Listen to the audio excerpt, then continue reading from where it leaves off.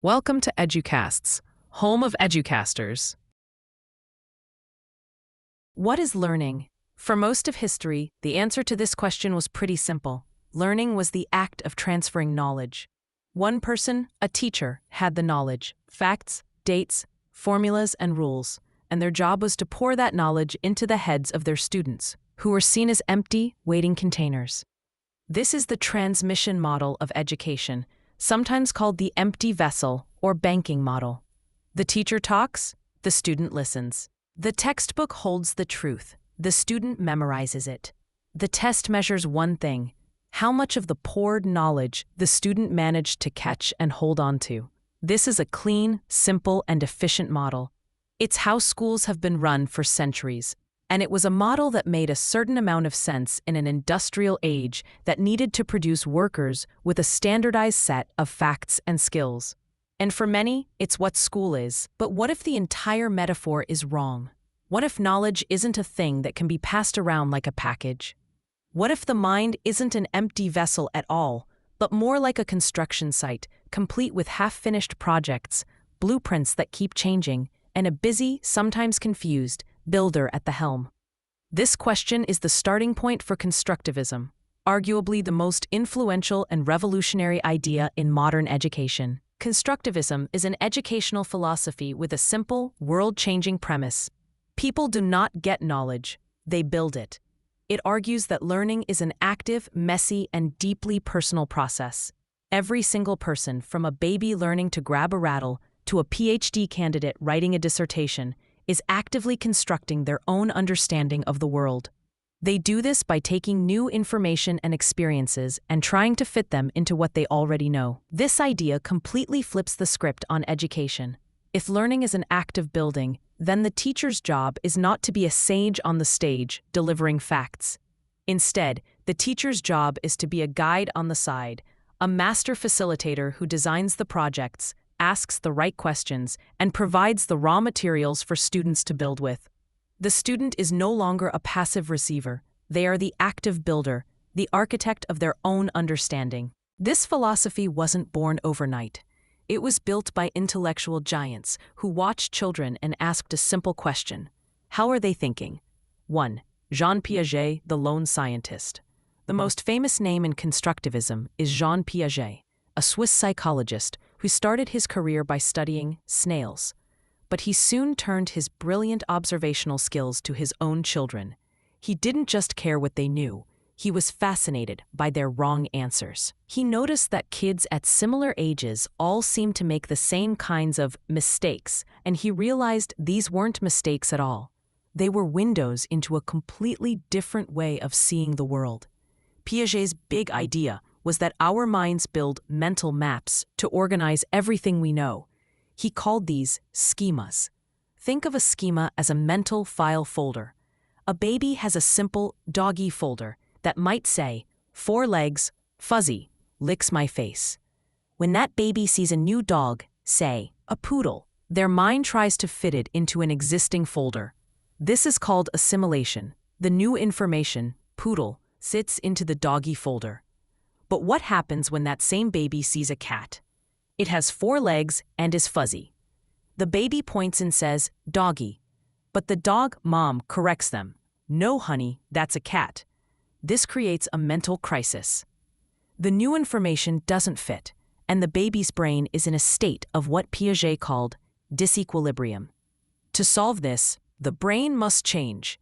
It has to build a new folder, cat, and figure out what makes a cat different from a dog. This act of changing your mental maps to fit reality is called accommodation. For Piaget, this is learning, the constant, active process of moving from balance to confusion and back to a new, more complex balance. He saw this as an individual process, with the child as a lone scientist, constantly testing the world. Piaget's most lasting contribution was showing that this building process happens in predictable stages. A child doesn't just know more as they get older, they think differently. In the sensory motor stage, birth to 2 years, the baby isn't just a blob, it's a physicist, constructing the idea of object permanence, the radical discovery that when a ball rolls under the sofa, it hasn't ceased to exist. They had to build that concept. In the pre-operational stage, 2 to 7 years, the child's thinking is still dominated by their own perception. This is why a child in this stage cannot conserve quantity. If you pour water from a short, fat glass into a tall, skinny glass, the child will insist the tall glass has more water. Why? Because it looks taller, and their current schema is taller equals more. They haven't built the schema for conservation yet. It's not that they're dumb. Their mental software is different. It's only in the concrete operational stage, 7 to 11 years, that they can perform logical operations, but only on concrete, physical things they can see and touch. They can sort their baseball cards, but they can't think about justice. That kind of abstract thought, the hallmark of adult reasoning, only emerges in the formal operational stage, 11 plus. Piaget's stages proved that the maps in our heads are not static. They are built and rebuilt, floor by floor, in a predictable developmental sequence. 2. Lev Vygotsky, the social learner. A few years later, a Russian psychologist named Lev Vygotsky looked at Piaget's work and said, "Yes, but you're missing the most important part." While Piaget focused on the child as a lone scientist, Vygotsky argued that we are social learners. He claimed that all learning happens twice.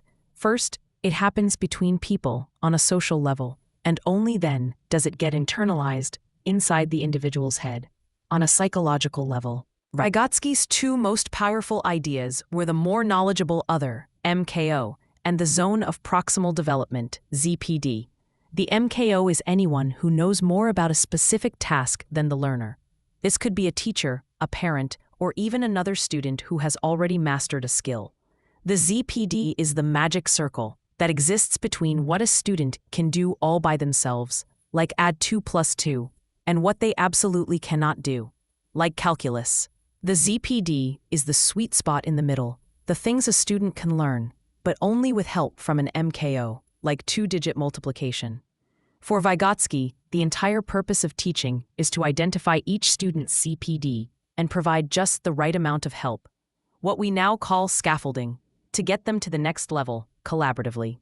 But Vygotsky's biggest contribution was on the role of language. For Piaget, thought came before language. A child had a thought, then found the word for it. Vygotsky flipped this. He said language creates thought. Language is the primary tool of construction. When a parent and child are building blocks together, the parent's words, "No, that one is too small, try the wider one," are first just external sounds. But soon, the child will start building alone, and you'll hear them muttering, "No, too small, need wider one." This is private speech, and Vygotsky saw it as a revolutionary moment. The child is using language as a tool to guide their own thinking. Soon, that private speech goes underground and becomes internal thought. We are, in essence, talking to ourselves all the time. Learning, then, is the process of internalizing the language and tools of our culture. 3. John Dewey, the man of action.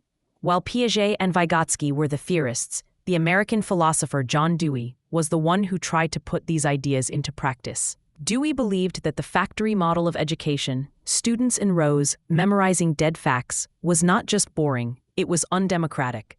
Dewey argued for experiential education, learning by doing.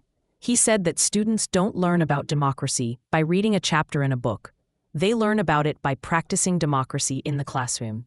They don't learn science by memorizing the scientific method. They learn it by being scientists in a lab or a garden, trying to solve a real, tangible problem. For Dewey, the classroom should be a miniature society, a place where students work together to tackle real-world challenges. The content of learning wasn't just facts. It was learning how to collaborate, how to ask good questions, how to disagree respectfully, and how to work toward a common goal. A classroom that was just about transmission was training a passive, obedient populace. A constructivist, learning-by-doing classroom, in contrast, was the only way to train the active, critical, problem-solving citizens that a healthy democracy requires.